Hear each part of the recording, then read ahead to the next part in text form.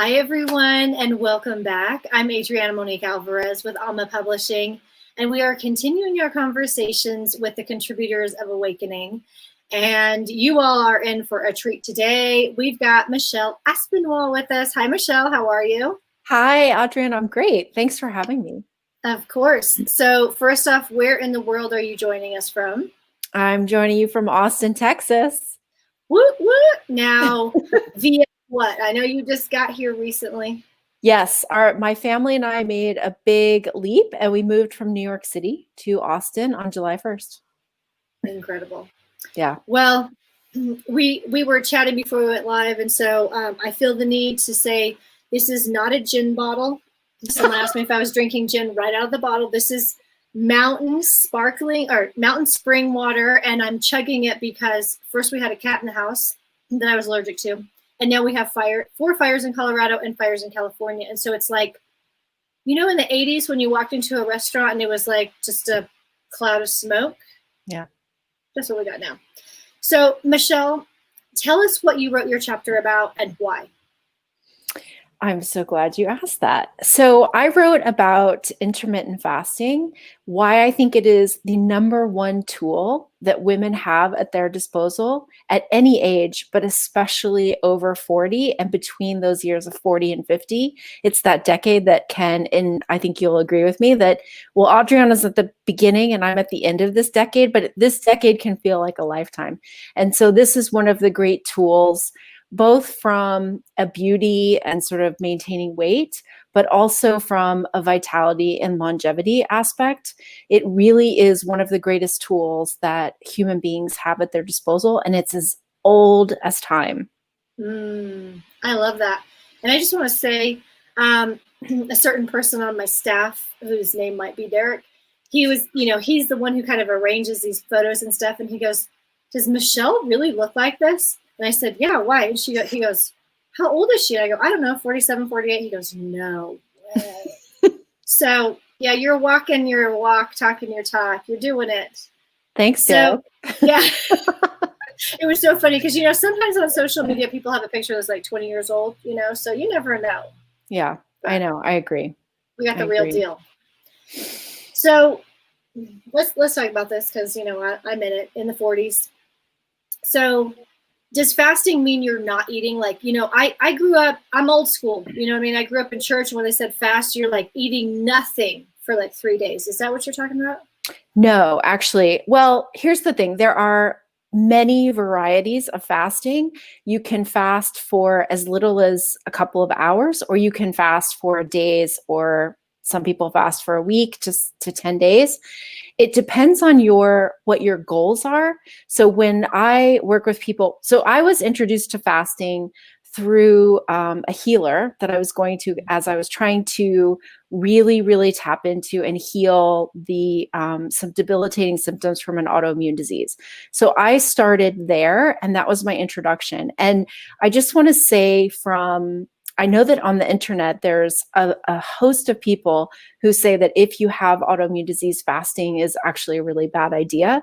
And I want to just say that I've never worked with a single woman. I mean, I've worked with tons of women with autoimmune disease, but for myself in particular, it is the #1 thing that helped me heal and catapult to the next level of feeling incredibly vibrant in my own life, was learning how to work with my body's unique constitution, with food, with herbs, with lifestyle, all the things we have at our disposal, right? Mm-hmm. So the best way to describe fasting, and this is how I describe it in my programs, because I do this with private clients and also with a particular program I run, is that I don't really think about fasting as not eating, because yes, there's an aspect of fasting where you don't eat, but it's way more important to think about when you do eat and how you combine your food when you do eat.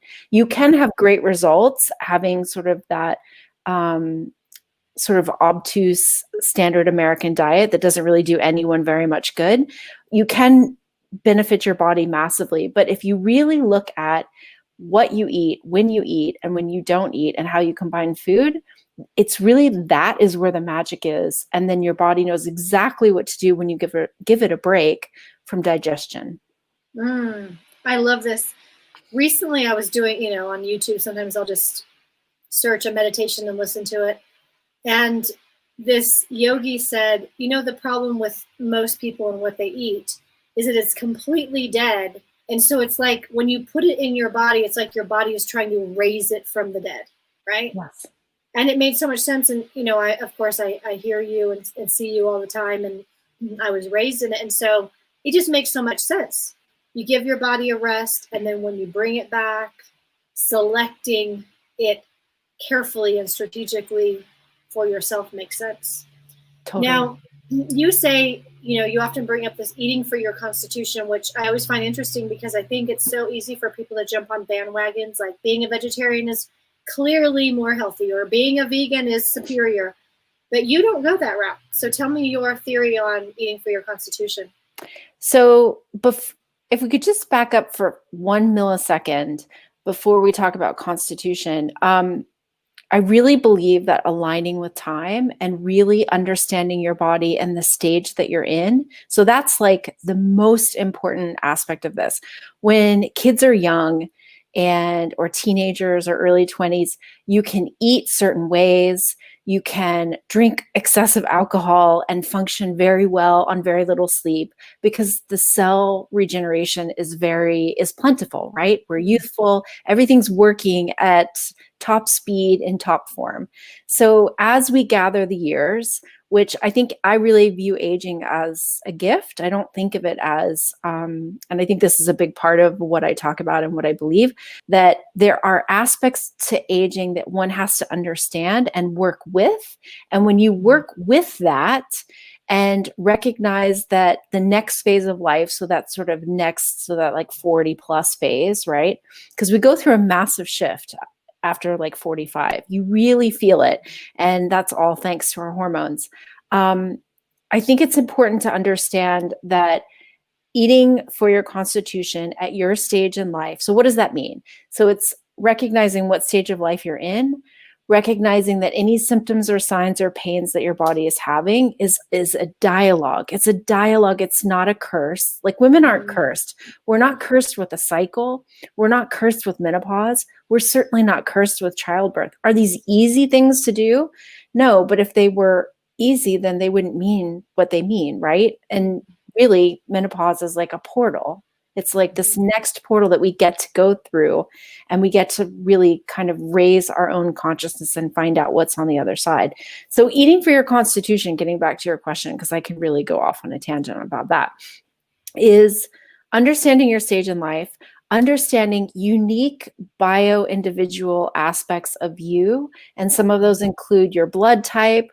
Some of those include where you were raised, what your genetics are, and how you live your life. So someone who works nights, it has a very different constitution or disposition, really, than somebody who is a mother who's getting up very early in the morning and going to sleep usually after her kids or shortly after her kids go to sleep, right? So those two lifestyle practices are going to mean that those unique individuals have a very different connection to their circadian rhythm. And this whole thing about eating goes back to keeping us in sync with some sort of diurnal or circadian rhythm. I love this. So I know that when you work with clients, you are bringing this all together. Like you said, we've got the hormones, we've got the lifestyle, we've got the age, the stage, the food, when we're not doing the food. What do you think is the greatest reason women suffer through the 40s and beyond? The single greatest reason? I think women suffer. I think the single greatest aspect that keeps women from growing and flourishing without doing a ton of internal work is trying to stay in the past or trying to maintain something that they believe is the pinnacle of who they are or the beauty that they were, or to capture something or a particular time in their life that was maybe the best or the most meaningful or the most fun, or when they felt the most beautiful or attractive or magnetic. And in reality, I think what happens in our 40s is as our hormones start to really shift, and I don't say they do decline, and they do kind of work in a different manner. We move from producing the majority of our estrogen in our ovaries to our adrenals. But so there's a lot of biology in there. But the reality is that when women truly align with where they are in life and they decide what they desire, not what they think they can have, but what they really truly desire, then the magic starts to happen. Then they can start to really hone in on, this isn't working. This relationship isn't serving me. I actually wanted to do this in life, but my parents, nudged me to do that. Or I didn't get into this college. I got into this college. Or we didn't come from money. I couldn't go to college, or, whatever the stories are, right? When we sort of let go of those stories and we allow ourselves not to be so driven by estrogen, and it's a very, very important, very strong hormone of keeping us in place. And I mean that in a good way. I'm not like, I am a diehard feminist, but I'm not speaking me too here. I mean, truly estrogen keeps us in place, connected to family, horny in the middle of our cycle. It makes us want to procreate. That's the point of it. As well as keeping us juicy and vital and youthful and voluptuous and round and all things female. When that starts to shift in our early to mid 40s, I think if women don't understand a little bit of physiology, they don't know what's going on. And it's freaking scary. I mean, it's scary when you start to have these feelings and these thoughts and you just want to run, even though everything in your life might be perfectly good. You just want to run. And that's the thing that if I could just tell women who are 39 to 43, like when you start to have those feelings, recognize it's a very real physiological shift, and there are things to do to support the body so that those feelings and those tendencies to kind of clear out on a big scale bring you back home so that you connect better with your intuitive guidance. So good. And if you're between 39 and 43, you might be in denial like I was. One day on the phone, Michelle and I are talking, and she's like, like you, midlife. And I was like, excuse me? I'm so offended. I'm not midlife. She's like, well, what are you? I remember that conversation. Remember that? Yeah. Yeah, I was on Magazine Street, and I was just like, what? No, isn't it easy? Like, do you find that women often like almost get stuck in a moment of time? And it's like, even sometimes when I look at my parents, I look at my mother, and it's like, for me, she's eternally at a certain spot. And I'm like, how is it she's going to be 63? That doesn't seem possible because we're permanently over here. Yeah. You see that women do that? Oh, absolutely. I mean, look, I'm 27. 27 Right. was a great year. I mean, a great year. And so in my mind, in my heart, I'm still 27. I'm still doing things like I did. Well, not all the things because I'm married with kids, but I'm doing the things of what I was doing at 27. But the reality is I know where I am. I know what my body's doing. I know how to support my body. And I know through several different aspects of understanding myself, I recognize when something is hormonal and when something is like a red flag or a red alert that needs true addressing. And I think that's one of the big fears or the big sirens that goes off. It's something like 62% of marriages end in divorce.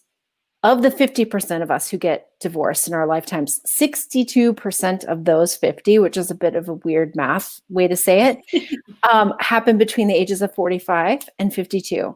Most women in America transition through menopause at 52.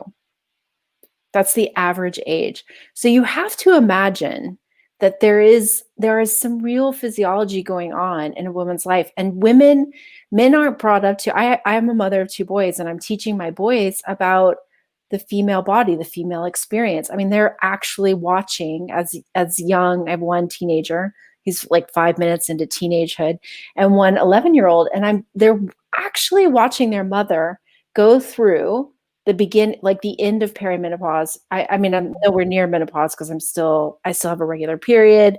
I do all the testing on myself. So my estrogen, I still have estrogen.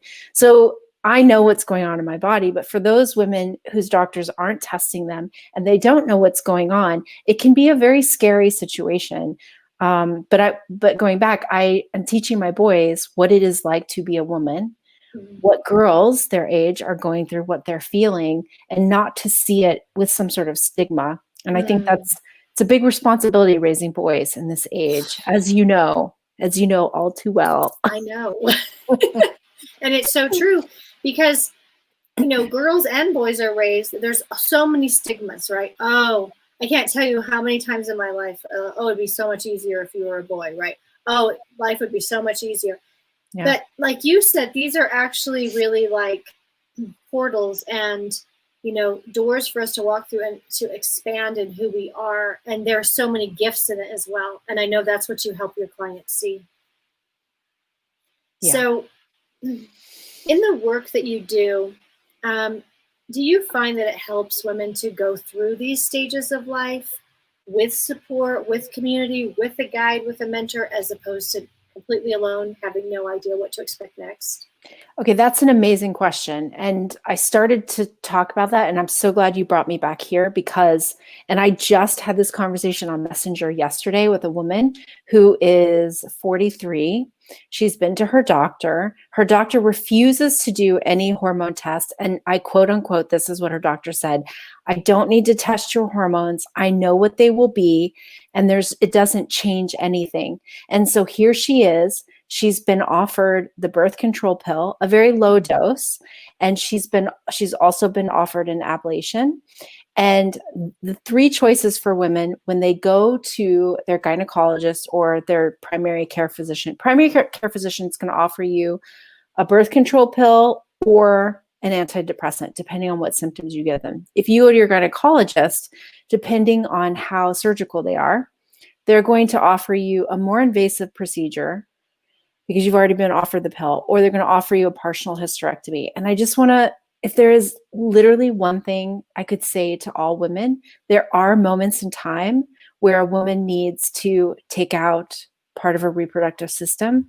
It does not change the symptoms. And these organs have an energetic job or role. And when you take that out, there's a void. There's like a physical void in your body. And then the connection, the loops of the brain and the other organs that connect with those, it's gone. Now that doesn't, for anyone who's had a hysterectomy, I just want to say, like, that doesn't mean you're damaged. You're not damaged goods.